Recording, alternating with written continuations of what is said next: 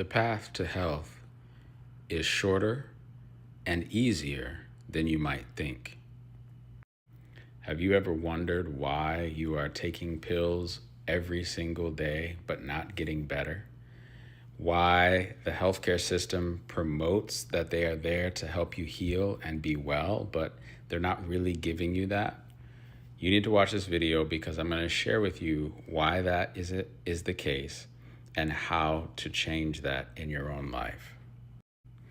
My name is Joel, and I've been a nurse for 20 years, and it wasn't until I became a naturopath that I really began to understand exactly how the system is designed, why it's designed that way, and how we can educate ourselves and be our own doctor. The first thing you need to understand is that people in the healthcare system oftentimes don't understand the concepts I'm about to explain to you, so don't be too hard on them. I didn't know until I learned them either. So one of the first issues that you really have to understand is cause and effect. Now, cause and effect seems like a simple concept, but when it comes to our health, we very rarely use that law of physics related to our health. What do I mean by that? Well, when you have a runny nose, for instance, we are trained to do everything we can to stop that runny nose because it's inconvenient, it's messy, it's gross, it spreads germs, all these types of things. However, cause and effect would say, if I have a runny nose, what's the cause that's making my nose runny, which is the effect? If you follow that line of reasoning, you will understand that the cause is a virus, for instance. It may not always be a virus, but for this case, it's a virus. Your body is trying to save your life by eliminating the virus in your body. Therefore, you have a runny nose. So what happens if you stop that runny nose? The virus gets to thrive in your body. That is a small, very small example of the difference between understanding cause and effect in being our own doctor versus being in the healthcare system where the protocols are in place to help you stop your runny nose. We'll give you some Sudafed, some anticholinergics, anything to dry up the mucus and make you feel like maybe you are a little bit better, some steroids. But these things are not fixing the cause, which is the virus.